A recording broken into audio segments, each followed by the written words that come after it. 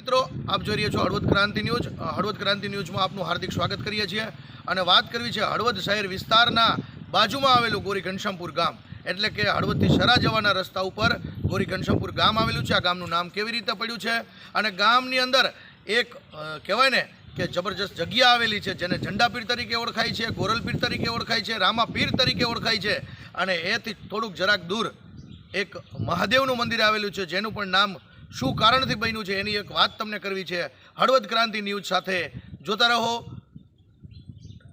મારું નામ ધીરુભાઈ હેમુભાઈ ચૌહાણ, ગામ ઘનશ્યામપુર, તાલુકો હળવદ, જિલ્લો મોરબી। હવે આ ગામની અંદર સૌ પ્રથમ ઝંડાપીર દાદા ઘનશ્યામપુર ગામના ઉગમણા ઝાંપે બેઠા છે। એની પ્રેરણાથી અમે ઘનશ્યામપુરની અંદર રામા મંડળ 1982માં ચાલુ કર્યું। ત્યારે અમે ગામ આમ પછાતમાં જતા પણ 1982માં અમે રામા મંડળ ચાલુ કર્યું। ખૂબ ગામનો સારો એવો સહકાર મળ્યો અને અમારું રામા મંડળ એ વખતે એટલું બધું પ્રખ્યાત થઈ ગયું કે ઘનશ્યામપુરનું નામ થઈ ગયું। રોજ અમે રામા મંડળ બીજે દીએ રમી તો એટલી પબ્લિક આવે, એટલું માણસ આવે, એટલે ઘનશ્યામપુરને અમે ઝંડાપીર દાદાએ અમારા ગામને ઉજળું કર્યું અને ગામને બહાર પાડ્યું।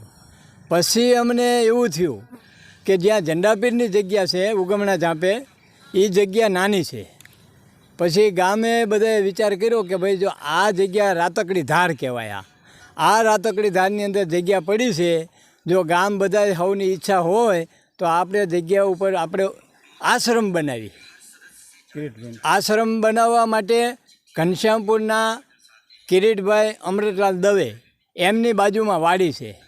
પછી એમને એવું કીધું કિરીટભાઈના ઘરના, એટલે કે જસુબેન, કે ભાઈ મારે 1 વીઘો જમીન મારી વાડીમાંથી કાપીને ગોરલપીર આશ્રમને આપી છે, તમે આશ્રમ બનાવો તો હું 1 વીઘો જમીન આપું। પછી એમને 1 વીઘો જમીન આપી। પછી અહીંયા ઘણા બધા વાડા હતા, રબારીના હતા, ગામના દલવાડીના, બધા સમાજના હતા। સ્વેચ્છાએ રાજી ખુશીથી બધાએ પોતાની જમીન ખાલી કરી દીધી। જમીન ખાલી કરી એટલે જમીનમાં ખાયડું ઘણી હતી। પછી ગામના 100-200 ટ્રેક્ટર, 5-6 જીસીબી મૂકી અને આખી જગ્યા ગ્રાઉન્ડ બનાવ્યું।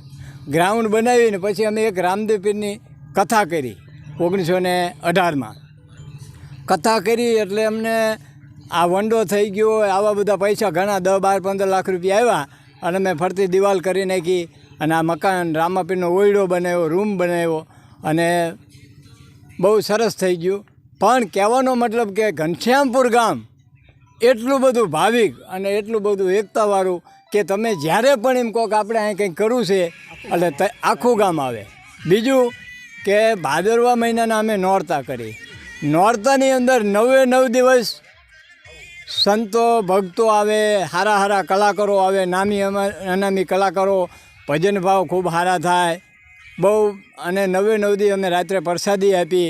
9 દી નોરતા એક જ ધારા ચાલુ જ હોય અને આ 9ના દી રાતે નોરતા પૂરા। બીજું કે રામાપીરનો અમે પાઠ પૂરી છે મોટો અને અખંડ જ્યોત મોટો દીવો કરી છે 9 દિવસ અને રામાપીરનો ગોરલપીર દાદાનો પાઠ કરવાનો અને સૌ ગામ હળીમળી અને આનંદથી ઉજવી છીએ।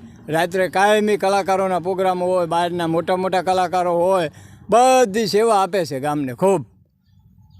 તમારું નામ, ગામ અને આ જગ્યા કયા તાલુકામાં કઈ જગ્યા આવેલી છે અને આ જગ્યાનું આજે કહેવાય ને કે શરૂઆત થઈ છે ત્યારથી માંડીને ગામની જ્યારે ઉત્પત્તિ થઈ છે, ગામ કેવી રીતે બન્યું હતું એના વિશે જણાવશો? હા, આ ગોરલપીર આશ્રમ,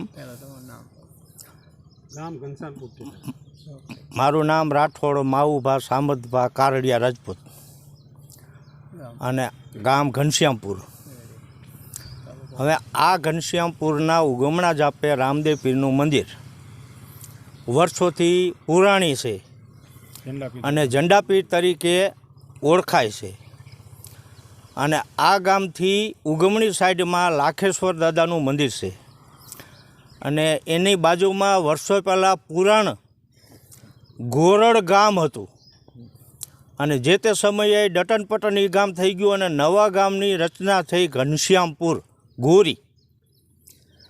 પછી જે તે સમયે ધાંગધ્રા શેઠનો જ્યારે રાજ હતું ત્યારે કોણના દરબાર માનસિંહજી સુરતસિંહજી એમને ધાંગધ્રા સ્ટેટની અંદર દિવાન હતા તો તેમને ઇનામ રૂપી આ ગામ સોંપેલું. પછી જે તે સમયે ગોરી ગામ નામ પડી ગયું તો એના હિસાબે એ ધાંગધ્રા સ્ટેટે સુધારો કરી અને ઘનશ્યામપુર ગામ નામ રાખ્યું. અને ઘનશ્યામપુર ગામથી ઉગમણી સાઈડમાં જે કંઈ લાખેશ્વર દાદાનું મંદિર આવેલું છે, લોકવાયકા એમ કહે છે કે સુસવાઈના દરબારને ટેક હતી કોંઢેશ્વર દાદાના દર્શન કરવાની. કોંઢ ગામ છે ધાંગધ્રા તાલુકાનું, ત્યાં કોંઢેશ્વર દાદાનું મંદિર છે. એમના દર્શન કરવા માટેની ટેક હતી. તે ઘોડો લઈ અને અવારનવાર અહીંયા જતા. અને જે તે સમયે ચોમાસાનો સમય હતો અને એલી બની વરસાદની 15 દિવસની એલી બની એટલે 15 દિવસ લગી એ લાખોબા દરબાર અન્ન જળ લઈ શક્યા નહીં. પછી જે તે સમયે રાત્રે સૂતા છે અને કોંઢેશ્વર દાદા એના સપનામાં આવી અને એમ કહ્યું કે ભાઈ લાખુભા 5 ગાઉ તમે આવો અને 5 ગાઉ હું આવું. અને ગોરડ ગામ છે ને ગોરડ ગામના પાધરમાં જે કંઈ હું નિશાન આપું કે કોઈ અબીલ ગલાલ કંકુ કે હોપારી કે આવું નિશાન આપું, નિશાન જો ત્યાં હશે ત્યાં આવીને તમે દર્શન કરો એટલે હું શિરમાન્ય કરી લઈશ. પછી એ લાખુભાઈ અહીંયા દર્શન કરી ઘોડો લઈને આવી અને એ જે નિશાન પ્રમાણે દર્શન કરી અને પછી જે તે સમયે અહીંયા માનસિંહજી દિવાનનું જે આ ઘનશ્યામપુર ગામમાં રાજ હતું તેમને એનો જીર્ણોદય કર્યો એ મંદિરનો.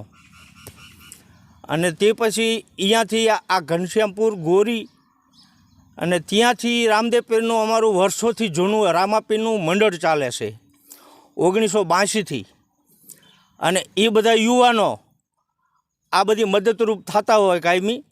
પછી અમને બધા યુવાનોને એવી વિચાર આવ્યો ગામના અને મંડળના બધા યુવાનોને કે ભાઈ આ જગ્યા પડી છે, અહીં કંઈક એવું સ્થાન આપણે બનાવી કે હાઈવે છે હળવદથી 4 કિલોમીટર, ઘનશ્યામપુરથી 1 કિલોમીટર આવું સેન્ટર છે.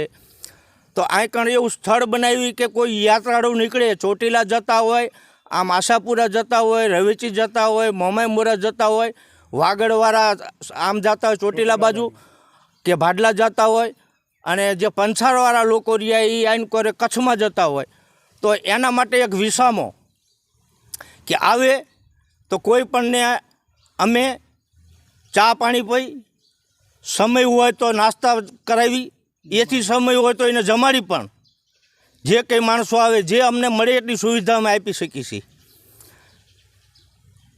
અને આ ઘનશ્યામપુરનો આ હાવ ભાવ રામદેવ પીર મહારાજ આવો ને આવો રાખે એ અમારી વિનંતી. તમારા ગામમાં કઈ કઈ જ્ઞાતિ વસી રહી છે?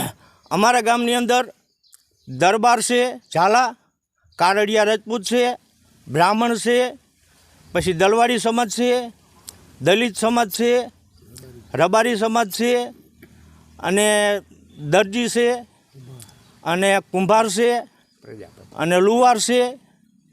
આટલી વસ્તી ધરાવતું ગામ છે. આ વસ્તી અત્યારે હાલમાં 7,000ની આસપાસની વસ્તીનું ગામ છે.